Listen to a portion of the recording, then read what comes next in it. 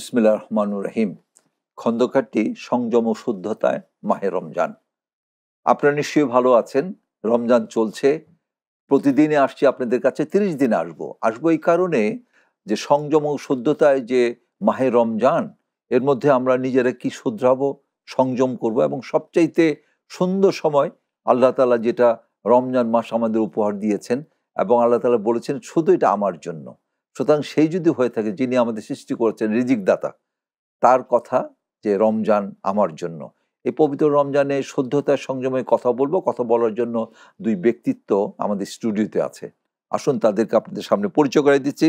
Doctor মুফতি উসমান গনি, মুহাদ্দিস, আড়াইবাড়ি ইসলামিয়া কামিল মাদ্রাসা। আসসালামু আলাইকুম ওয়া রাহমাতুল্লাহ। ওয়ালাইকুম আসসালাম। ভালো আছেন ভাইয়া? আলহামদুলিল্লাহ। স্যার আপনি কেমন আছেন? উসমান গনি ভাই, ইনশাআল্লাহ আমি ভালো আছি। আপনাকে ধন্যবাদ। আমার বাম দিকে যিনি আছেন, মাওলানা মোহাম্মদ হাফিজুর রহমান, প্রধান শিক্ষক, হলি আইডিয়াল স্কুল, শাহজাহানপুর, ঢাকা। আসসালামু আলাইকুম ওয়া রাহমাতুল্লাহি ওয়া বারাকাতুহু। ওয়ালাইকুম আসসালাম। আপনি ভালো আছেন? আলহামদুলিল্লাহ, আপনি ভালো আছেন? আপনাদের দেখে আরো বেশি ভালো লাগছে। তো আমি সম্মানিত সুধী, আমরা শুনছিলাম যে কথা বললাম যে শুদ্ধতা এবং সংযমে আমরা অবশ্যই রমজান মাসকে আমরা বেছে নিয়েছি, এবং আমরা যারা আছি আমরা তো প্রতিনিয়তই আমরা ভুল ত্রুটির মধ্যে থাকি। এখানে যদি আমরা নিজেরা একটু শিক্ষা গ্রহণ করতে পারি, শুধরাতে পারি, রেকটিফাই হতে পারি, তবেই মনে করবো আমাদের যে প্রয়াস, যেটা খন্দকারটি সংযম ও শুদ্ধতায় মাহে রমজান, তাহলে মনে সঠিক হবে। এই কারণেই আমাদের আজকে এই প্রয়াস। ডক্টর মুফতি উসমান গনি ভাইয়ের কাছে আসবো এই কারণে যে আপনার যে ডিগ্রিটা দেখেই তো খুব ভালো লাগছে, মুহাদ্দিস আপনি। তো আপনাদের যে সমস্ত ছেলে মেয়েরা যারা আছে তাদেরকে তো আপনারা শিক্ষা দিচ্ছেন। আমি বলবো স্পষ্ট ভাষায়, তাহলে একজন মানুষ গড়ার কারিগর যা বোঝায় সেটা আপনি। তো যেহেতু মানুষ গড়ার কারিগর, আপনি মানুষ গড়ছেন ভবিষ্যতে যেন সঠিক পথে চলা যায়। বাট আমরা যারা আছি বর্তমান যুগে, এখানে ব্যবসা বাণিজ্য করছি, চাকরি করছি, বিভিন্ন কাজে ব্যস্ত থাকছি। এই পবিত্র রমজান মাস আছে, তাই রমজান মাসে আমাদের কোন কোন কাজটা আমাদের বেশি করা উচিত আমার মনে হয়? আসসালামু আলাইকুম ওয়া রাহমাতুল্লাহি ওয়া বারাকাতুহু। ইন্নাল হামদালিল্লাহ ওয়াস সালাতু ওয়াস সালামু আলা রাসূলিল্লাহ। আম্মা বা'দু ফাআউযু বিল্লাহি মিনাশ শাইতানির রাজীম। বিসমিল্লাহির রাহমানির রহিম। শাহরু রমাদান আল্লাযী উনজিলা ফীহিল কুরআন। সাদাকাল্লাহুল আলিয়্যুল আযীম ওয়া সাদাকা রাসূলুহুন নাবিয়্যুল কারীম। ওয়া নাহনু আলা যালিকা মিনাশ শাহিদিনা ওয়া শাকিরিন। আলহামদুলিল্লাহি রাব্বিল আলামিন। খন্দকারটি সংযম ও শুদ্ধতায় মাহে রমাদান চ্যানেল এস জি, আজকের এ পর্বে প্রথমে ধন্যবাদ জানাচ্ছি সম্মানিত স্যার আপনাকে। আপনার মাধ্যমে আল্লাহর অশেষ রহমতে আজকের এ পর্বে অংশগ্রহণ করতে পেরেছি। এরপরে যারা দেখছেন এবং শুনছেন সবাইকে আন্তরিক ধন্যবাদ এবং মোবারকবাদ জানিয়ে নির্ধারিত বিষয়ে আমার আলোচনা শুরু করছি। আসলে মাহে রমাদান শুরু হওয়ার 2 মাস আগে থেকেই রাসূল কারীম সাল্লাল্লাহু আলাইহি ওয়াসাল্লাম আমাদেরকে উৎসাহিত করেছেন, প্রস্তুতি গ্রহণ করার কথা বলেছেন। যে বিখ্যাত সেই হাদিস এবং দোয়া হিসেবে যেটা আমরা পাঠ করি সবাই আমরা জানি, যে রাসূল কারীম সাল্লাল্লাহু আলাইহি ওয়াসাল্লাম বলেছেন যে আল্লাহর কাছে দোয়া করার জন্যে, আল্লাহুম্মা বারিক লানা ফি রজাবা ওয়া শাবান ওয়া বাল্লিগনা রমাদান। রব্বুল আলামিন, তুমি আমাদেরকে শাবান মাসে বরকত দাও, রজবে বরকত দাও, আর রমজান পর্যন্ত পৌঁছে দাও। তো এই যে 2 মাস আগে থেকে প্রস্তুতি গ্রহণ করার কথা আল্লাহ রাসূল বলেছেন, তো সেই প্রস্তুতি আমাদের কমপ্লিট, এবং রমজানেরও আলহামদুলিল্লাহ মোটামুটি 3 ভাগের 1 ভাগ রহমতের দশক পেরিয়ে আমরা মাঝখানের সেই মাগফিরাতের দশকে এখন আমরা অতিক্রম করছি। তো এখন আমাদের করণীয় কি? আসলে তো আমাদের আলহামদুলিল্লাহ যে কাজগুলি কোরআন থেকে হাদিস থেকে আমরা পাচ্ছি, রাসূল কারীম সাল্লাল্লাহু আলাইহি ওয়াসাল্লাম এ মাসের ভিতরে 2টি কাজের গুরুত্ব বেশি দিয়েছেন, আর প্রাসঙ্গিক অনেক কাজ করার কথাই বলেছেন। যেমন আমরা যদি নাসাই শরীফের একটা হাদিসের দিকে তাকাই, বিশ্বনবী বলেছেন যে ইন্নাল্লাহা ফারাযা কিয়ামা রমাযানা ওয়া সানানতু লাকুম কিয়ামা। ইন্নাল্লাহা ফারাযা সিয়ামা রমাযানা ওয়া সানানতু লাকুম কিয়ামা। আল্লাহ রাব্বুল আলামিন এ মাসে সিয়াম সাধনাকে ফরজ করেছেন, আর আমি নবী এই তারাবির নামাজকে আমি সুন্নত করেছি। ফামান সামাহু ওয়া কামাহু ঈমানাও ওয়া ইহতিসাবান খারাজা মিন যুনুবিহি কায়াউমিন ওয়ালাদাতহু উম্মু। তো এই সিয়াম এবং কিয়াম যারা মাহে রমাদানে যারা পালন করবে, তারা গুনাহ থেকে এভাবে মুক্ত হবে মনে হচ্ছে আজকেই তার মায়ের পেট থেকে সে ভূমিষ্ঠ হলো। সুবহানাল্লাহ। জি, ওসমান গনি ভাই আসবো। আমরা আরেক ব্যক্তিত্ব আমাদের এখানে আছেন, মাওলানা মোহাম্মদ হাফিজুর রহমান ভাই। আপনার একই অবস্থা যে আপনার মানুষ গড়ার কারিগর, প্রধান শিক্ষক সুন্দর হলি আইডিয়াল স্কুলের। তো আপনারা যে আমাদের পরবর্তী প্রজন্ম যারা আসছে তাদেরকে সুন্দরভাবে গড়ে তোলার জন্য যে দায়িত্ব পালন করছেন, এ কারণে আপনাকে ধন্যবাদ জানাই।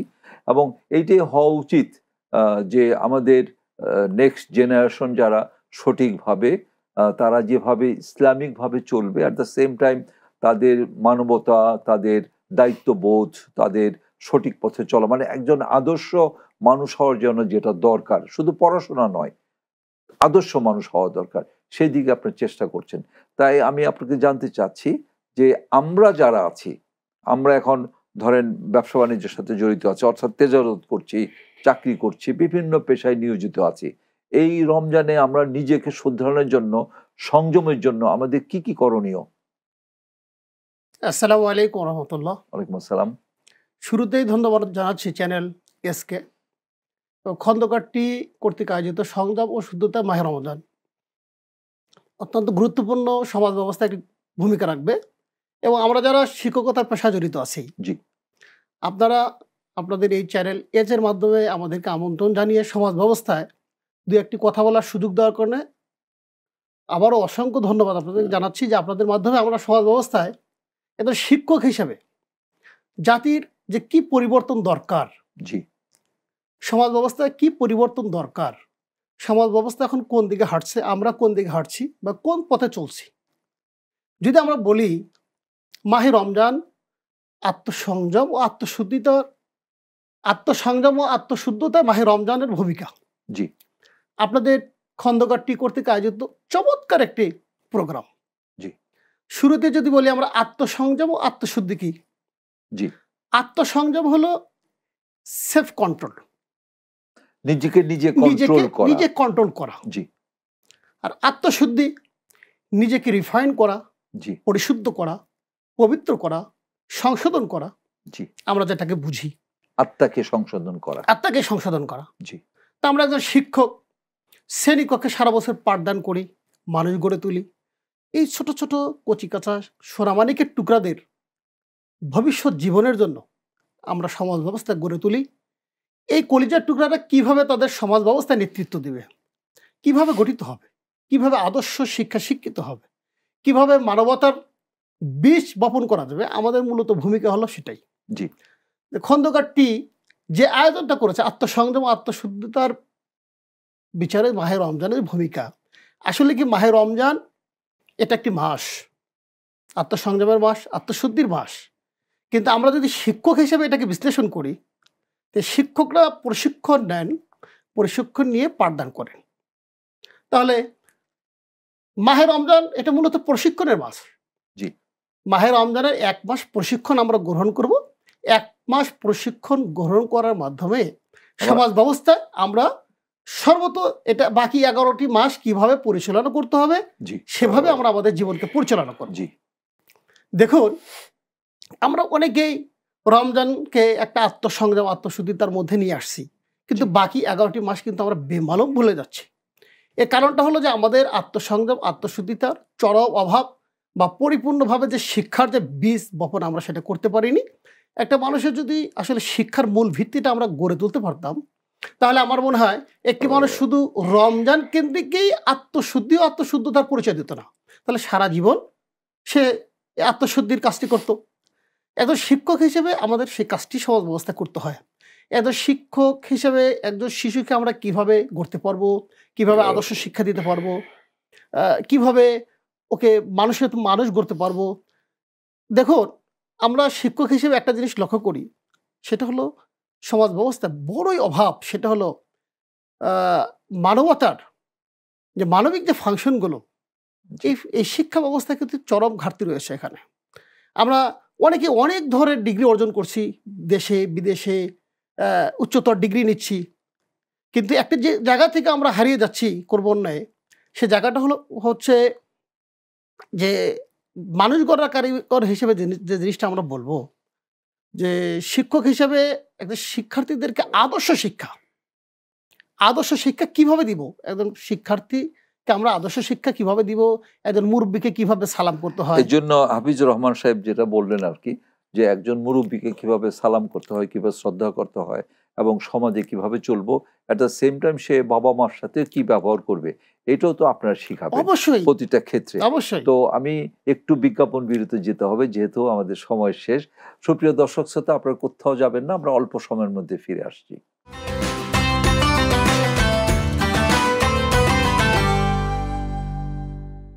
বিসমিল্লাহির রহমানির রহিম।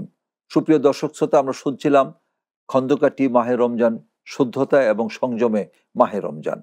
তা আমরা এখন আলাপ করব ডক্টর মুফতি উসমান গনি সাহেবের কাছে আসবো, যে যেহেতু উনি মুহাদ্দিস, আপনার ইসলামিয়া কামিল মাদ্রাসার সাথে আপনি সম্পৃক্ত আছেন এবং আপনারা টিচিং দিচ্ছেন, যে কথা হাফিজুর রহমান সাহেবও বলছিলেন, ওনার কথা শুনছিলাম।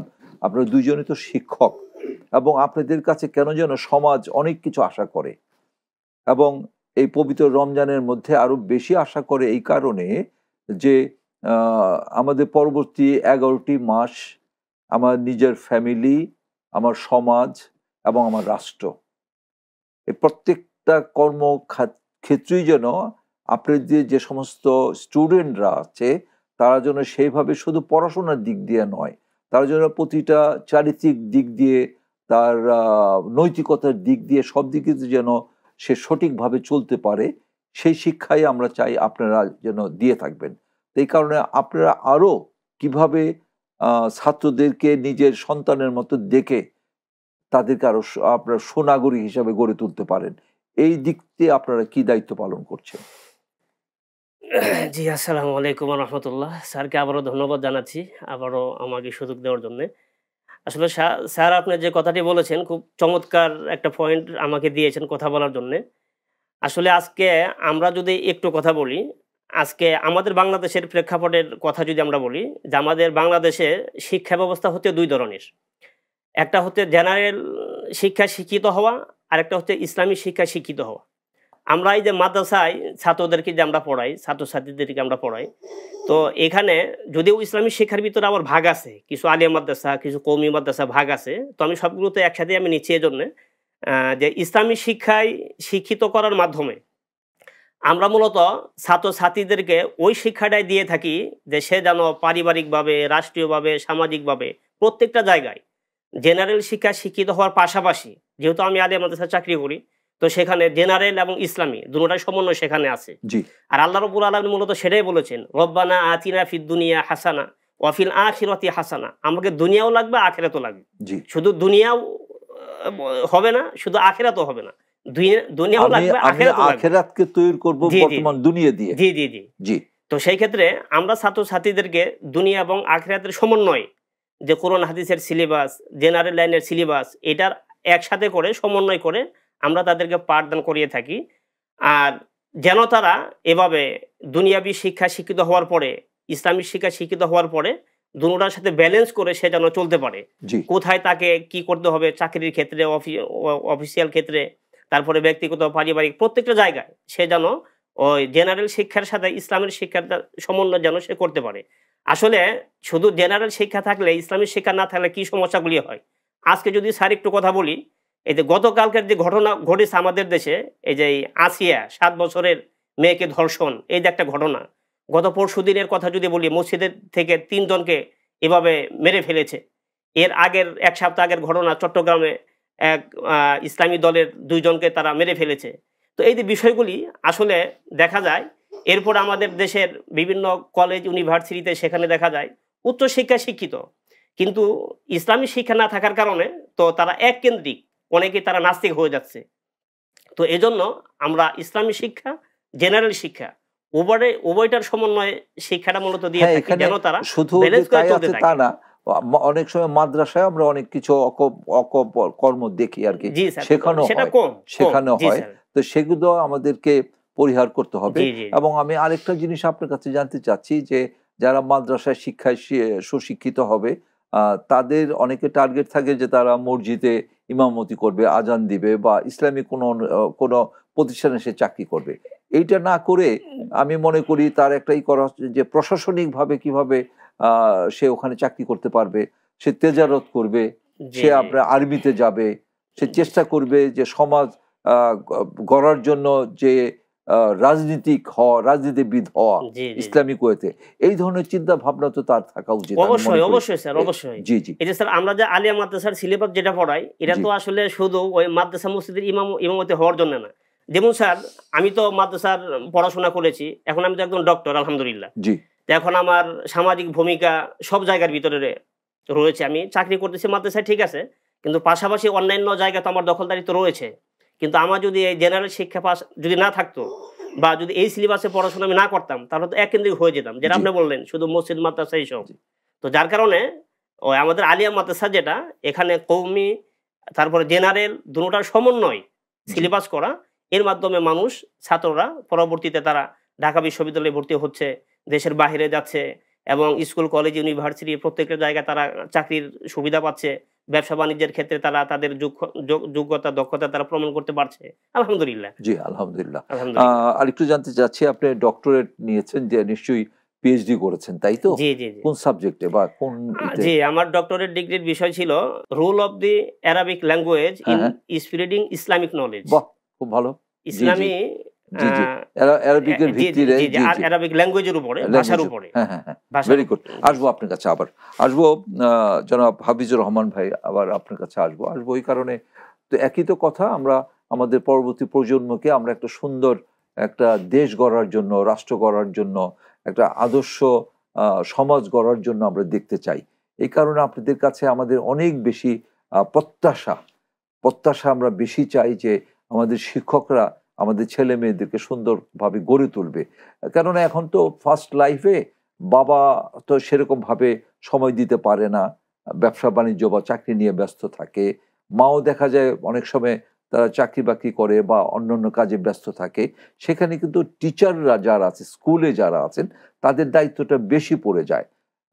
তো এই নিয়ে আমি মনে করি যে আপনারা এখন আরো বেশি চিন্তা করা, আরো বেশি আমাদের ছাত্রছাত্রীদেরকে, মানে আমাদের ছেলে মেয়েদেরকে নিজের ছেলে মেয়ে মনে করে তাদেরকে আরো আগলে ধরে তাদেরকে সুন্দরভাবে সঠিকভাবে নিয়ে যাওয়া, এই কারণে বেশি সময় দেওয়া, তো অনেক বেশি প্রত্যাশা আপনাদের কাছে। স্যার এখানে বিষয়টা হলো শুধু আমাদের কাছে আপনাদের প্রত্যাশা নয়, জি আপনাদের কাছে আমাদের অনেক প্রত্যাশা আছে। হ্যাঁ অবশ্যই। যেমন আজকে চ্যানেল এস যে প্রোগ্রাম আয়োজন করেছে অত্যন্ত প্রশংসার দাবিদার। জি আমার মতো একজন ক্ষুদ্র শিক্ষককে এই প্রোগ্রামে এনে কথা বলার সুযোগ দিয়েছেন। আমি যদি একটু হিস্টোরি বলি, আমি ঢাকা ইউনিভার্সিটি পড়াশোনা করেছি, ইসলাম ইউনিভার্সিটি পড়াশোনা করেছি। আমি এদেশে 3টি পাবলিক ইউনিভার্সিটি ডিগ্রি নিয়েছি, আচ্ছা, 4টি বিষয় মাস্টার্স ডিগ্রি করেছি। 4টা বিষয়ে মাস্টার ডিগ্রি করেছেন? জি, very good, I have most completed welcome, 4 masters degree. Very good. জি আমি দীর্ঘ সময় কলেজে শিক্ষকতা করেছি। যখন আমি কলেজে শিক্ষকতা করেছি, কলেজে শিক্ষকতা করার সময় দেখেছি সমস্যাটা কোথায়। জি আমি এটা ফাইন্ড আউট করতে চেষ্টা করেছি। আসলে একটা মানুষ যখন শুরু থেকে আস্তে আস্তে বেসটা গড়ে না ওঠে, একটা পর্যায়ে যখন সে নষ্ট হয়ে যায়, তাকে রিটার্ন করানো অনেক কঠিন। জি আমি কলেজের চাকরি স্বেচ্ছায় ছেড়ে চলে এসেছি। হ্যাঁ এসে ঢাকায় national ideal school and college, খুব ভালো মানের একটা শিক্ষা প্রতিষ্ঠান, আমি সেখানে জয়েন করেছি। সেখানে 13 বছর কর্মরত ছিলাম। হুম হুম, কিন্তু স্কুলটা ভালো। যখন আমরা 9 এবং 10 এই ক্লাসগুলো নেই, এখানেও দেখতেছি যে শিক্ষার্থীদের ফাউন্ডেশন, যে বেস, যে মানুষ গড়ার কারিগর হিসেবে আসলে আমাদেরকে কোথায় সংশোধন করা দরকার, হুম হুম, এত শিক্ষক হিসেবে যখন এটা উপলব্ধি করি, এখানেও দেখতেছি 9-10 ক্লাস নিয়ে আসলে সেই ফলপ্রসূ রেজাল্ট আমাদের আসতেছে না। তখন আমি নিজে ব্যক্তিগতভাবে এই হোলি আইডিয়াল স্কুল, এই হোলি আইডিয়াল স্কুলের আমি ফাউন্ডার হেডমাস্টার, জি এবং এই স্কুলটি আমি করেছি ক্ষুদে সোনামানিকের টুকরাদের জন্য। আচ্ছা আচ্ছা, যে এদেরকে নেওয়ার উদ্দেশ্য হলো যে যদি আমি বেসটা ঠিক করতে পারি, হ্যাঁ খুদে হ্যাঁ, খুদে শিক্ষার্থীদের যদি মানে ঠিক করতে পারি, ফাউন্ডেশনটা আপনি ঠিক করছেন। ফাউন্ডেশনটা যদি ঠিক করতে পারি, এই খুদে শিক্ষার্থীদের মোরাল এডুকেশনটা যদি দিতে পারি। দেখুন, আমরা একটা শিক্ষা প্রতিষ্ঠান চালাই, শিক্ষা প্রতিষ্ঠানটা অত্যন্ত আধুনিক কারিকুলামে চালাই। জি এখানে আমাদের একজন শিক্ষার্থী যেমন বাংলা, অঙ্ক, ইংলিশ, ম্যাথমেটিক্স যেভাবে শিখছে, ঠিক সম লেভেলে সমগুরুত্বের সাথে অ্যারাবিক ল্যাঙ্গুয়েজটাকে আমরা বাধ্যতামূলক করে দিয়েছি। আমাদের সময় স্বল্পতা, একটু তাড়াতাড়ি শেষ করতে হবে। জি, অ্যারাবিকটা অত্যন্ত গুরুত্বপূর্ণ। তা আমরা যদি একজন শিক্ষার্থী বাংলা 50টি বর্ণমালা শেখে, তাহলে জি কেন একজন শিক্ষার্থী 29টি আরবি বর্ণমালা শিখতে পারবে না? জি এটা অবশ্যই আমাদের কারিকুলাম সংশোধনের ব্যাপার। জি তা আমি আপনাদের এই প্রোগ্রামের মাধ্যমে, চ্যানেল এস এর মাধ্যমে আমি অবশ্যই দাবি জানাবো, এটা জাতীয়ভাবে জি জি জাতীয়ভাবে ন্যাশনাল কারিকুলামে কিভাবে শিক্ষার্থীদের বেস ফাউন্ডেশন, যেটা আল্লাহ রাব্বুল আলামিন প্রথম মানব সৃষ্টির পরেই প্রথম যে সংবিধান যখন দেন, তার জি প্রথম সংবিধানটা হলো ইকরা বিসমি রাব্বিকাল্লাযী খালাক, read in the name of your lord who has created you. জি প্রভুর নামে যিনি সৃষ্টি করেছেন, কিন্তু আমরা আগডুম বাগডুম ঘোড়াডুম সাজে জি ঢাকঢোল। ধন্যবাদ ডক্টর বা মুফতি ওসমান গনি সাহেব আমাদের, এবং মাওলানা মোহাম্মদ হাফিজুর রহমান সাহেব, প্রধান শিক্ষক আইডিয়াল স্কুল, এবং আপনার মূল্যবান বক্তব্য আমরা শুনলাম। অ্যাকচুয়ালি আমরা সময়ের কাছে বন্ধিত, আমরা খুব একটা এগোতে পারছি না, তারপরে আগাবো। সুপ্রিয় দর্শক শ্রোতা, আপনি শুনলেন যে কথাগুলো যারা মানুষ আমাদের গড়ে দিচ্ছে, আমাদের পরবর্তী প্রজন্মকে সুন্দর জায়গায় নিয়ে যাওয়ার জন্য তাদের সুন্দর চিন্তা ভাবনা, এবং এই পবিত্র রমজান মাসে তারা এই চিন্তা ভাবনাটাই আমি মনে করি যে আমাদের কাছে অনেক বড় ইবাদত হবে। কারণ আমাদের যে পরবর্তী প্রজন্ম, তাদের ফাউন্ডেশনটাকে সঠিক করার জন্য, মজবুত করার জন্য, তাদেরকে আদর্শ মানুষ গড়ে তোলার জন্য আমাদের দুই ভদ্রলোক যেভাবে দায়িত্ব পালন করছেন এই পবিত্র রমজান মাসে, আমি দোয়া করি তাদের যে এই সুন্দর চিন্তাধারাকে আল্লাহ আরও সঠিকভাবে নিয়ে যাওয়ার জন্য বরকতময় করুক, এবং আমরা নিজেরা শুধরাতে পারি, আমার পরিবারকে সঠিক পথে নিতে পারি, আমার সমাজ এবং রাষ্ট্রকে একটা আদর্শ রাষ্ট্র হিসেবে গড়ে তুলতে পারি। তবে মনে করি আজকে যে আমরা আলোচনা করছি, আলোচনা সার্থক হবে। সবাইকে নিরন্তর শুভেচ্ছা জানিয়ে শেষ করছি। আল্লাহ হাফেজ, আসসালামু আলাইকুম।